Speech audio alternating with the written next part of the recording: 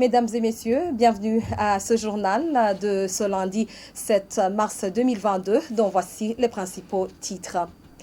Les commerçantes de la ville de Gitega espèrent avoir facilement accès à un crédit à un taux compétitif pour pouvoir sortir de la pauvreté. Elles le disent au lendemain de l'ouverture de la banque d'investissement et du développement pour les femmes à Gitega. Toute personne qui verrait son champ de vision se rétrécir devrait consulter dans les plus brefs délais du glaucome.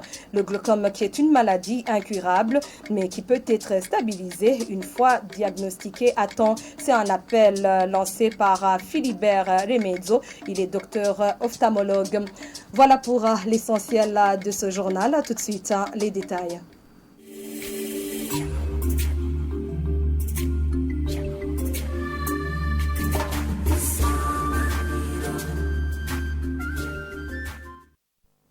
Encore une fois, bienvenue. La voix des femmes est encore minoritaire dans les médias.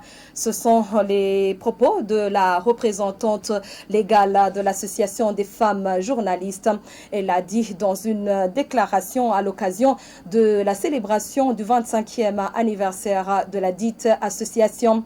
Diane Doncé invite les médias et le gouvernement à prendre en considération l'équité genre dans les programmes de communication et de médias. Je vous invite à la suivre. L'AFJO, engagée depuis 25 ans dans la promotion des droits des femmes en général et des droits des femmes journalistes en particulier à travers les actions de communication et des médias, a contribué notamment à la formation des journalistes sur le genre dans les médias, à la production médiatique, au plaidoyer et communication pour améliorer l'image et la place des femmes dans les médias. L'AFJO constate que la voix de la femme reste minoritaire dans les médias. Les sujets en rapport avec les violences sexuelles et basés sur le genre ne sont pas suffisamment traités par les médias. Certaines femmes burundaises fuient encore le micro et certains médias diffusent des chansons qui incitent aux violences basées sur le genre. Le manque d'estime de soi chez la femme, pour certaines bien sûr. Pour venir à bout de ces défis, l'AFJO demande d'abord au gouvernement de réviser la loi de la presse, d'intégrer les aspects et dimensions genre, de tenir compte aussi de l'équité genre dans les programmes de communication et des médias, et aux responsables des médias de considérer les hommes et les femmes au même pied d'égalité dans la collecte, le traitement et la diffusion de l'information, de ne pas diffuser des programmes qui incitent à la violence. Aux femmes et filles journalistes de contribuer à la promotion du leadership féminin dans les médias. L'AFJO reste convaincue que les hommes et les femmes œuvrant ensemble peuvent arriver au développement juste et durable. Les femmes étant dans la tranche de 12 à 45 ans sont appelées à consulter régulièrement chez le gynécologue pour prévenir l'endométriose. C'est un appel lancé par le docteur Axel Inhungane en cette journée où le monde célèbre la journée mondiale contre l'endométriose. Le docteur Axel Inhungane indique que cette maladie qui touche l'utérus peut déboucher à la stérilité si elle n'est pas traitée à temps. Suivez-le. C'est une maladie qui est caractérisée par la présence de la muqueuse utérine appelée endomètre en dehors de la cavité utérine. L'utérus en soi, elle est constituée par trois parties. L'endomètre, qui en général c'est celle qui permet de produire les menstruations. Et le myomètre, qui est le muscle utérin en soi, et la cérèse qui est comme un emballage externe. Donc, l'endométriose est caractérisée par la présence des cellules qui sont semblables à la muqueuse utérine, un à l'intérieur de l'utérus, dans le myomètre qui est le muscle utérin, ou bien on appelle ça l'adénomiose, ou bien à l'extérieur de l'utérus, comme dans la cavité abdominale, dans le péritoine, au niveau de la vessie, en dehors, même au niveau du vagin. La présence de ces cellules, c'est ça qu'on appelle l'endométriose externe. Elle est caractérisée par une dysménorrhée. Une dysménorrhée, ce sont des règles qui sont douloureuses. Normalement, ce sont des femmes qui n'avaient pas de douleur lors des menstruations. Alors, secondairement, ils découvrent qu'ils ont des douleurs très intenses qui augmentent en fonction du flux menstruel. C'est ça le signe le plus important. Ce que je conseillerais, c'est que à chaque fois, les jeunes filles en âge de procréer consultent au moins un gynécologue au moins une fois les 3 ans. Si ça se découvre trop tôt, ça peut se traiter. Ce journal continue toujours dans la page santé. Le glaucome est une maladie incurable, mais qui peut être stabilisée lorsque il est diagnostiqué à temps.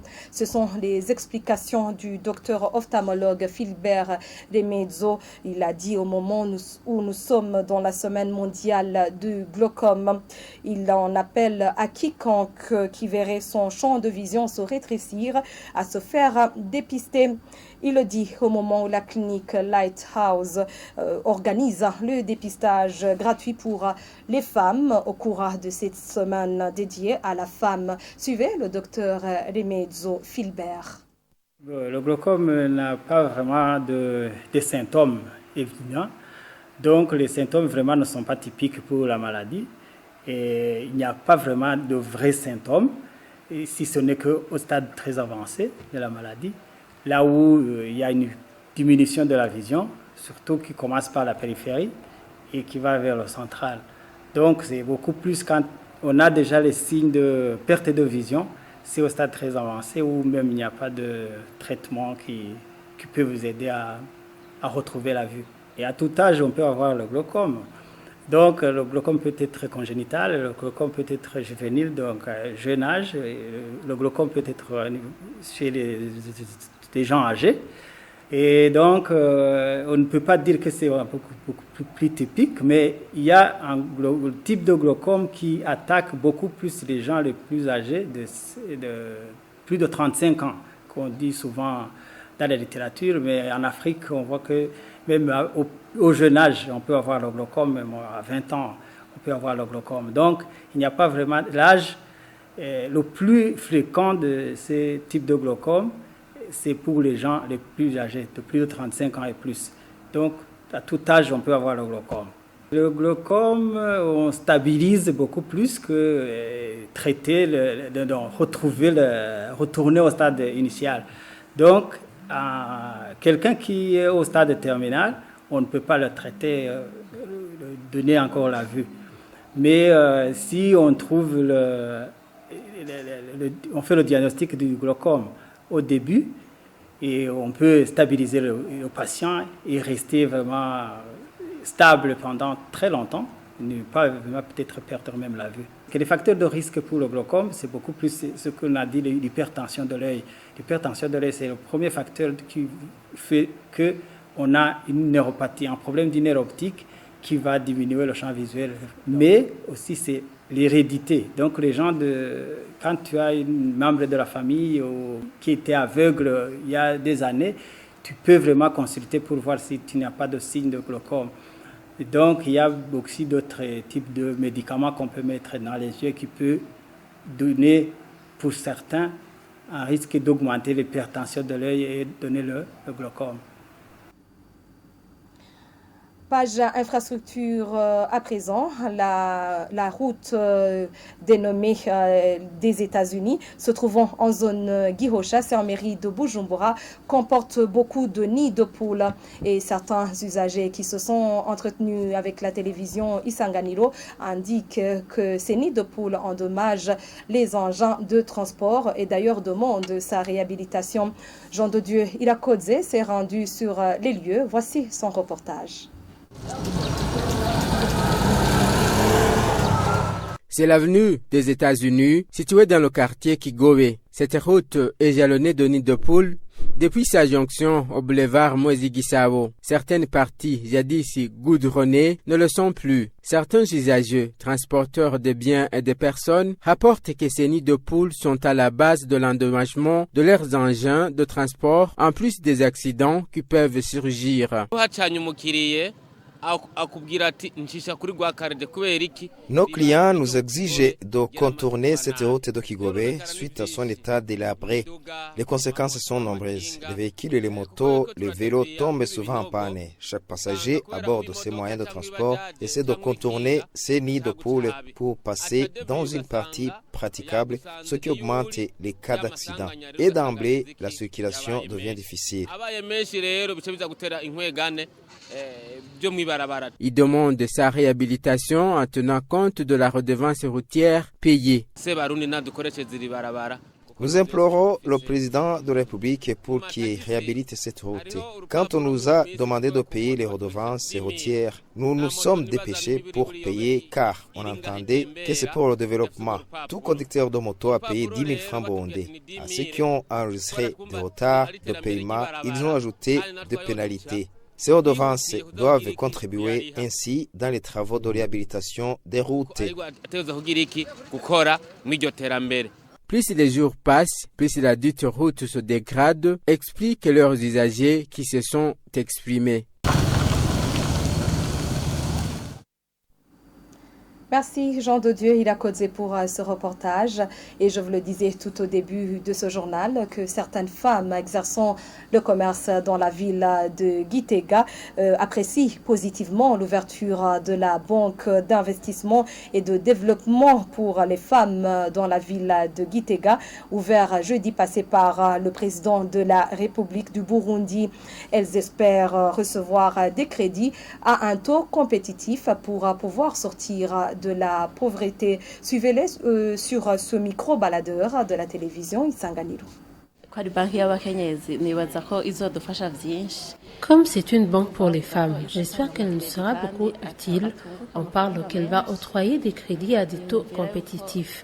Je trouve qu'elle sera d'une grande importance pour nous les femmes. J'espère qu'elle a été ouverte avec un objectif précis, avec beaucoup d'avantages. Nous nous attendons à ce que cette banque soit différente des autres existantes déjà.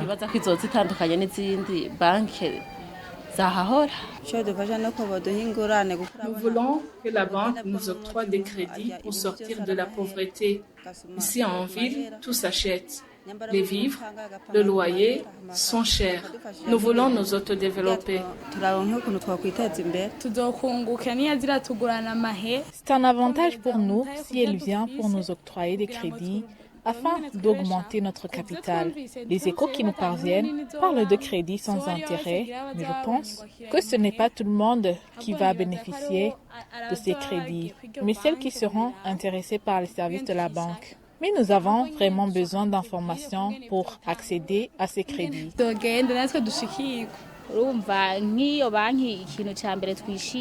Nous apprécions positivement l'idée, le projet d'ouverture de cette banque pour les femmes. Nous demandons l'accès facile au crédit pour nous développer.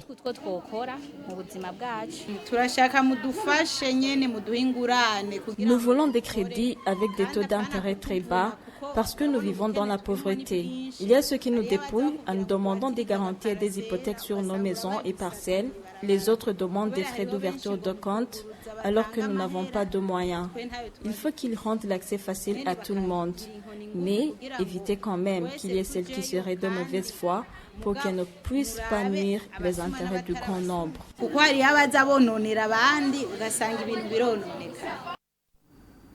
Point final à ce journal. Merci à toutes et à tous de l'avoir suivi. Merci à l'équipe de la rédaction et l'équipe technique qui m'ont aidé à réaliser ce journal pour vous. Et d'ores et déjà, très bonne fête à toutes les femmes. Au revoir.